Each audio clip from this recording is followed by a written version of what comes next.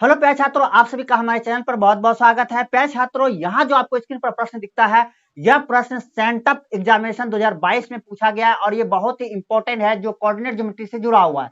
और coordinate geometry का जो तीसरा पार्ट है, जिसमें एरिया ऑफ ट्रायंगल्स के बारे में बताया गया है, तो उससे ये जुड़ा हुआ बहुत ही इंपॉर्टेंट प्रश्न है। चलते हैं पहले कि ट्रायंगल ऑफ एरिया जो है, मतलब किसी त्रिभुज का जो क्षेत्रफल है वो हम लोग कैसे निकालते हैं, उसके लिए निकालने का क्या फॉर्मूला है। तो प्यारे छात्रों, आपने पढ़ा होगा कि त्रिभुज अगर एबीसी का तीन शीर्ष ए बी और सी हो, और ए का कोऑर्डिनेट x1 y1 हो, बी का कोऑर्डिनेट x2 y2 हो और सी का कोऑर्डिनेट x3 और y3 हो, तो इसको आप क्या करें, इस प्रकार जो है सजा लीजिए। और याद रहे, हमेशा जब भी एरिया का फॉर्मूला लिखेंगे तो आप हमेशा एंटी क्लॉकवाइज चलेंगे। कहने का मतलब यह है, घड़ी के जो सुई है जिधर से घूमता है उसके हमेशा विपरीत दिशा में आप क्या करेंगे, इसके कोऑर्डिनेट जो पॉइंट्स है उस पॉइंट को चले लिखेंगे। ठीक है, और लिखने के बाद जो है, अब जब फॉर्मूला लिखेंगे इस त्रिभुज एबीसी का जो एरिया निकालने के लिए, तो वह लिखना है 1/2 मोड लगा दीजिए। अब उसके अंदर क्या लिखना है, तो चलते हैं। पहला, अगर आप x1 लिखते हैं, कहने का मतलब पहले शीर्ष के भुज का मान लिखते हैं, तो आपको लेना है अगले जो दो शीर्ष बचा, मतलब बी और सी, उसके कोटि का जो अंतर होगा, मतलब y2 और y3 का जो अंतर होगा, उसको क्या करना, आपस में गुना कर देना। कहने मतलब x1 गुना y2 माइनस y3। ठीक है, तो जैसे आप क्या करते हैं, x1 के साथ करते हैं तो वैसे x2 के साथ करेंगे तो आपको ये मिलेगा, फिर x3 के साथ करेंगे तो वो मिलेगा। और उसके बाद क्या करना है, उस दोनों पर मोड चढ़ा देना है। दोनों तरफ क्या करना है, मोड चढ़ा देना है। क्यों चढ़ाना है? मोड का मतलब होता है किसी भी नेगेटिव या पॉजिटिव का वैल्यू जो है हमेशा क्या आएगा, प्लस ही आएगा। जैसे जैसे -3 का वैल्यू हो जाएगा, मोड ऑफ -3 का वैल्यू हो जाएगा 3, -2 का हो जाएगा 2। ठीक है, या +2 ही ले लेंगे तो आपका भी वैल्यू क्या होगा, 2 आएगा। इसको हम लोग जो है एब्सोल्यूट वैल्यू भी कहते हैं, निरपेक्ष मान भी कहते हैं किसी संख्या का। यह आप लोग अरिथमेटिक में पढ़े होंगे, अंक गणित में आप लोग पढ़े होंगे। ठीक है, और नहीं पढ़े हैं तो देख लीजिए, किसी भी नेगेटिव या पॉजिटिव नंबर्स का जो वैल्यू होता है मोड ऑफ के रूप में, वह हमेशा पॉजिटिव ही होता है। समझे मेरी बात? और दूसरी बात यहाँ क्या है कि किसी भी फिगर्स का जो एरिया होता है वो कभी नेगेटिव नहीं आता है। इसलिए नेगेटिव नहीं आता है तो एरिया को पॉजिटिव करने के लिए हम लोग क्या करते हैं, दोनों साइड से मोड़ चढ़ा देते हैं।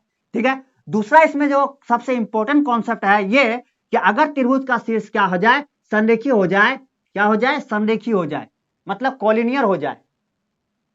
त्रिभुज के कितने शीर्ष होते हैं? तीन। तीनों अगर क्या हो जाए, संरेखीय हो जाए। संरेखीय का मतलब हो जाता है कि त्रिभुज के जो तीन शीर्ष है वो एक ही लाइन में अगर हो जाए, तो इसका मतलब क्या होगा कि त्रिभुज का निर्माण नहीं होगा और उसका एरिया क्या हो जाएगा, 0 हो जाएगा। तो हमने लिखा 0। तो अगर आप क्या करते हैं, यहाँ पे 0 लिखते हैं, दो भाग में इधर आएगा गुना, कहानी समाप्त हो जाएगा। इतना इक्वल टू क्या बन जाएगा, 0। तो ये एक समीकरण बन जाएगा। क्या बन जाएगा?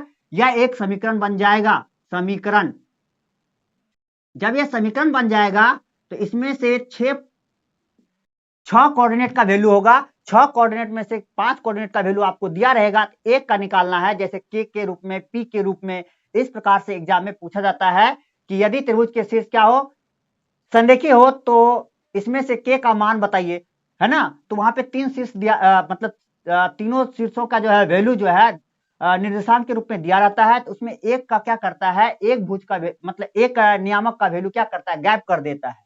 उसका वैल्यू निकालना, तो उसका वैल्यू निकालने के लिए आपको जो है इस फॉर्मूले का प्रयोग करना होगा। कब? जब तीनों शीर्ष क्या हो, संरेखीय हो। ठीक है, तो संरेखीय का मतलब यहाँ आपको दिखाते हैं। जैसे मान लीजिए ए बी सी एक त्रिभुज है, और यहाँ पे देख रहे हैं कि इस ए को उठा के हमने क्या किया, बीसी रेखा के ऊपर रख दिया। ठीक है, तो आप देखिए जरा सा कि प्यारे छात्रों, ये जो बीसी है, बीसी के ऊपर आ गया ए, इसका मतलब है बी ए और सी तीनों जो बिंदु है, बिंदु ए बी ए सी, तीनों एक ही सरल रेखा पर है, एक ही सरल रेखा पर है, इसलिए इसका मतलब ये हो गया कि बी ए सी क्या है, समरेखी है। और देखिए जरा सा, अगर ये समरेखी हो जाता है तो इससे त्रिभुज नहीं बनता है। त्रिभुज नहीं बनेगा, त्रिभुज का क्षेत्रफल क्या होगा, त्रिभुज का क्षेत्रफल क्या होगा, 0 हो जाएगा। एरिया क्या हो जाएगा, 0 हो जाएगा।